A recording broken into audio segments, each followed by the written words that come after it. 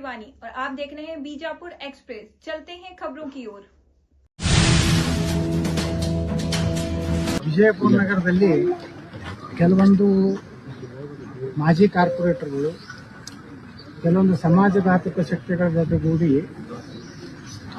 ನಗರದ ಬಯಲು ಜಾಗೆ, ಗಾರ್ಡನ್ ಜಾಗೆ ಮತ್ತು ಯಾರು ಬಹಳ ವರ್ಷಗಳಿಂದ ವಿಜಯಪುರ ನಗರವನ್ನು ಬಿಟ್ಟು ಬೇರೆ ರಾಜ್ಯಗಳಿಗೆ ದುಡಿಲಿಕ್ಕೆ ಹೋಗಿರ್ತಾರೆ ಅಂತ ಆಸ್ತಿಗಳನ್ನು ಕಬಳಿಸುವಂತ ಒಂದು ದೊಡ್ಡ ಗ್ಯಾಂಗು ಬಿಜಾಪುರದಲ್ಲಿದೆ.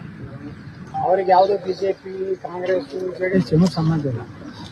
ಅದು ಒಂದು ಭೂಗಳರ ಒಂದು ಗ್ಯಾಂಗ್. ಅದ್ರ ಹಿಂದೆ ಒಬ್ಬ ಬಾಸ್ ಇದ್ದ ಮಾಜಿ ಶಾಸಕ. ಆ ಬಾಸ್ ಅಂತ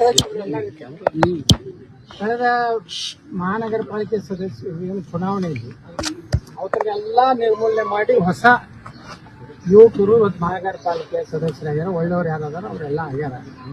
ಅವರೆಲ್ಲ ಕ್ರಿಯಾಶೀಲ ಕೆಲಸ ಮಾಡ್ಲಕತ್ತಾರ. ಇವತ್ತೇನಾಗಿದೆ, ಅನೇಕ ಕಡೆ ಇವತ್ತು ಗ್ಯಾಂಗ್ ಬಾಡಿ ಅಲ್ಲಿ ಇದೇ ರೀತಿ ಮಾಡ್ಯಾರ.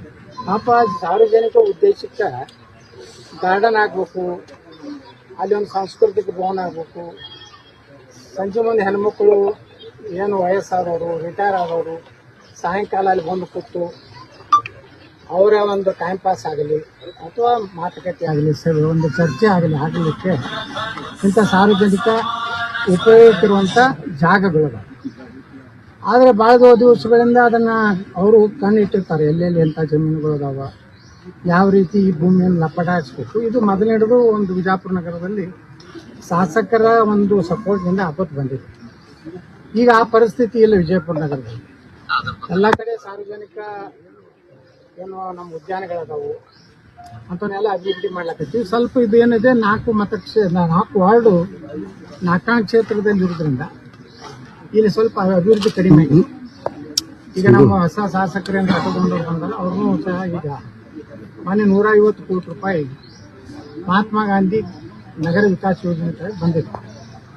ಅದರಲ್ಲಿ ಸುಮಾರು 100 ಕೋಟಿ ರೂಪಾಯಿ ಮೇಲೆ ನಮ್ಮ ವಿಜಯಪುರ ವಿಧಾನಸಭೆ ಉಳಿದದ್ದು ನಮ್ಮ ಈ ಒಂದು ವಿಜಯಪುರ ನಗರದಲ್ಲಿರುವಂಥ 4 ಕ್ಷೇತ್ರದ ಅಭಿವೃದ್ಧಿಗೆ ಬಂದಿದೆ. ಇದನ್ನೆಲ್ಲ ಗಮನಿಸಲಾಗಿ ಇವತ್ತು ನಮ್ಮೆಲ್ಲ ಕಾರ್ಪೊರೇಟರು, ಈ ಭಾಗದ ಕಾರ್ಪೊರೇಟರ್ ಇರ್ಬೋದು, ನಮ್ಮ ರಾಜೇಶ್ ತೇಜರವರು ಇರ್ಬೋದು, ಅದೇ ರೀತಿ ಇಲ್ಲಿ ಹೆಣ್ಮಕ್ಳು ಕೂಡಿ ಈ ಒಂದು ಆಸ್ತಿಯನ್ನು ಹೊಡ್ಕೋಬೇಕಂತ ಹೇಳಿ ಒಂದು ಗುಂಪು, ಅವರು ಒಬ್ಬ ಮುಸ್ಲಿಮು ಅಬ್ದುಲ್ ಸಾಬ್ ಮಕಾನ್ದಾರ್ ಶಿವಾನಂದ್ ಭುಯಾರ್ ಅಂತೇಳಿ ಒಂದು ಏನಂದ್ರೆ ಇಸಾರ್ ಕರಾರ್ ಪತ್ರ ಮಾಡ್ಕೊಂಡ, ಅದು ಕೈಲೇ ಬರೆದಂಥ ಉತ್ತಾರಿಗಳು. ಅದು ದಾಖಲೆ ಅಧಿಕೃತವಾಗಿ ಅಲ್ಲ. ಈಗೆಲ್ಲ ಇವತ್ತು ಕಂದಾಯ ಇಲಾಖೆಯಲ್ಲಿ ಗಣಕೀಕೃತ ಅಂದ್ರೆ ಕಂಪ್ಯೂಟರೈಸ್ಡ್ ಆಗಿದೆ. ಯಾವುದನ್ನು ಇದೇ ರೀತಿ ಮೋಸ ಮಾಡ್ತಾರಂತ ಹೇಳಿನೇ ಸಾಕಷ್ಟು ಭೂ ಕಬಳಿಕೆ ಈ ರೀತಿ ಬಿಜಾಪುರ ಅಲ್ಲ, ಇಡೀ ಕರ್ನಾಟಕದಲ್ಲಿ ನಡೀತಿರೋ ಕಾಲದಲ್ಲಿ ಮಾಡಿದ್ರು ಸಹ ಇವರು ಎಲ್ಲರ ಕಣ್ಣಿಗೆ ಮಣ್ಣೆ ಹಚ್ಚಿ ಈ ಒಂದು ಜಮೀನು ರಿಜಿಸ್ಟರ್ ಸರ್ವೆ ನಂಬರ್ 21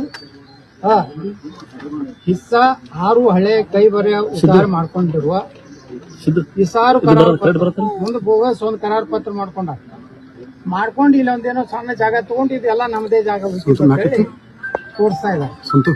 ಇವತ್ತು ಅವ್ರಿಗೆ ಆ ಒಂದು ಕಳ್ಳರ್ ಗ್ಯಾಂಗ್ ಏನಿದೆ ಬಿಜಾಪುರ್ನಲ್ಲಿ, ಅವರಿಗೆ ಇವತ್ತು ಇಲ್ಲಿ ಹೆಣ್ಮಕ್ಳು ತಮ್ಮ ಭಾಗದಲ್ಲಿ ಇದು ಗಾರ್ಡನ್ ಆಗಬೇಕು, ನಮ್ಮೆಲ್ಲ ಸಾಯಂಕಾಲ ಸಣ್ಣ ಗುಡಿ ಆಗಬೇಕು, ಇಲ್ಲಿ ನಮ್ಮ ಹೆಣ್ಮಕ್ಳು ಬಂದು ಕುಂದರ್ಲಿಕ್ಕೆ ಮಾಡ್ಲಿಕ್ಕೆ ಅನುಕೂಲ ಆಗಲಿ ಅಂತ ಹೇಳಿ ಅವರು ಇವತ್ತು ಹೋರಾಟ ಪ್ರಾರಂಭ ಮಾಡಿದ್ದಾರೆ. ಅವರ ಹೋರಾಟದ ಹಿಂದೆ ನಮ್ಮ ಇಲ್ಲಿ ಭಾಗದ ಕಾರ್ಪೊರೇಟರ್ ನಮ್ಮ ಮಗ ಸಚಿನ್ ಮತ್ತು ನಮ್ಮ ಇನ್ನೊಬ್ಬ ಕಾರ್ಪೊರೇಟರ್ ಆದಂಥ ಮತ್ತು ಮೊದಲು ಈ ವಾರ್ಡಿನ ಕಾರ್ಪೊರೇಟರ್ ಇದ್ದಂಥ ರಾಜೇಶ್ ದೇವರು ಎಲ್ಲರೂ ಇವತ್ತು ಹೆಣ್ಮಕ್ಳು ಮತ್ತು ಇಲ್ಲಿನೆಲ್ಲ ನಾಗರಿಕರು ಕೂಡಿ ಹೋರಾಟ ಮಾಡ್ತಾ ಇದ್ದಾರೆ. ನಾನು ಅವರೆಲ್ಲರಿಗೂ ಅಭಿನಂದನೆ ಸಲ್ಲಿಸ್ತೀನಿ. ಯಾಕಂದರೆ ಎಂಥ ಒಂದು ದೊಡ್ಡ ಸುಮಾರು 1 ಎಕರೆ ಇರ್ತಿಲ್ಲ,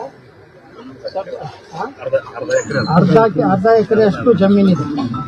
ಇದನ್ನ ಈಗಾಗಲೇ ನಾನು ಮಹಾನಗರ ಪಾಲಿಕೆಯ ನಮ್ಮ ಆಯುಕ್ತರ ಜೊತೆಗೆ, ಏನು ನಮ್ಮ ಭೂ ದಾಖಲೆಗಳ ಅಧಿಕಾರಿಗಳ ADLR ಜೊತೆಗೆ ಮತ್ತು ಬಿಜಾಪುರದ ತಹಸೀಲ್ದಾರ್ ಜೊತೆಗೆ ಮಾತಾಡಿ ಬಹಳ ಸ್ಪಷ್ಟವಾಗಿ ಅವರು ಹೇಳಿದರೆ, ಇದು ಸರ್ಕಾರ ಜಾಗ ಇದೆ, ಇದು ಕಬಳಿಸಕ್ಕೆ ಬರೋದಿಲ್ಲ. ಇವತ್ತೇ ಸಾಯಂಕಾಲನೇ ನಮ್ಮ ವಿಜಯಪುರ ನಗರ ಪಾಲಿಕೆ ಆಸ್ತಿ ಅಂತೇಳಿ ಒಂದು ಬೋರ್ಡ್ ಹಾಕಿ ಇದು ಕಾಂಪೌಂಡ್ ಕಟ್ಟಿ ಇದೆಲ್ಲ ಇಲ್ಲಿ ಹೆಣ್ಮಕ್ಳು ಕುಂಡಲಿಕ್ಕೆ ಮಾಡ್ಲಿಕ್ಕೆ ಕುರ್ಚಿಗಳನ್ನ ಹಾಕಿ ಮತ್ತು ಮುಂದೆ ಇದನ್ನ ಗಿಡಗಳದ್ದು ಹಚ್ಚಿ ಮಾಡಿ ಇದನ್ನ ಗಾರ್ಡನ್ ಮಾಡ್ಬೇಕಂತ ಹೇಳಿ ಈಗಾಗಲೇ ನಾವು ರಾಜೇಶ್ ದೇಗಿಯವರು ಮತ್ತು ನಮ್ಮ ಇಲ್ಲಿ ಸಚಿನು ಮತ್ತು ಎಲ್ಲ ಕಾರ್ಪೊರೇಟರ್ ಮೇಯರ್ ಅವ್ರಿಗೆ ಹೇಳಿದ್ವಿ. ಎಲ್ಲರೂ ಕೂಡಿ ಇನ್ನೊಂದು ವಾರನಾಗ ಇದರ ಕಾಂಪೌಂಡ್ ಕೆಲಸ ಚಾಲೂ ಮಾಡ್ತೀವಿ ಮತ್ತು ನಮ್ಮ ಈ ಭಾಗದ ಶಾಸಕರನ್ನು ಅದಕ್ಕೆ ಕರಿತೀವಿ. ಅವರು ನಾವು ಎಲ್ಲರೂ ಕೂಡಿ ಈ ಒಂದು ಜಾಗ ಉಳಿಸ್ಲಿಕ್ಕೆ ನಾವು ಈಗಾಗಲೇ ಎಲ್ಲ ರೀತಿಯ ಕಾನೂನಾತ್ಮಕ ಕ್ರಮ ತಗೊಂಡಿದ್ದೀವಿ. ಸಾಯಂಕಾಲನೇ ಇಲ್ಲಿ ಮಹಾನಗರ ಪಾಲಿಕೆ ಆಸ್ತಿ ಅನ್ನೋದಕ್ಕೆ ಎಲ್ಲ ದಾಖಲೆಗಳದ.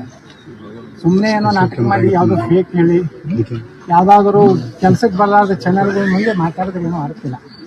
ಅಂತ ಯೂಟ್ಯೂಬ್ಗಳು ಅಂಥವೆಲ್ಲ ದುಡ್ಡು ಯಾರು ಕೊಡ್ತಾರೆ ಹೆಚ್ಚಿಗೆ ಅವ್ರು ಕೊಡ್ತಾರೆ. ಅಂಥವು ಎಲ್ಲೆಲ್ಲೂ ನೀವು ದುಡ್ಡು ಕೊಡಬಾರ್ದು. ಏನೇ ಅಂಥವು ನಿಮಗೆ ಕಂಡು ಬಂದರೆ ಅಲ್ಲಿ ಏನಾದರೂ ಚಟುವಟಿಕೆ ಕಂಡು ಬಂದರೆ ಈಗಾಗಲೇ ನಾವೆಲ್ಲ ಪತ್ರಿಕೆಗಳಲ್ಲಿ ನಮ್ಮ ಮೊಬೈಲ್ ನಂಬರ್ ಕೊಟ್ಟಿವಿ, ಅದಕ್ಕೆ ನೀವು ಕಂಪ್ಲೇಂಟ್ ಮಾಡ್ಬೋದು ಅಂತೇಳಿ ಹೇಳಿದ್ದೀವಿ. ಈ ರೀತಿ ಇಲ್ಲಿನ ನಮ್ಮ ಹೆಣ್ಮಕ್ಳೇನು ಹೋರಾಟ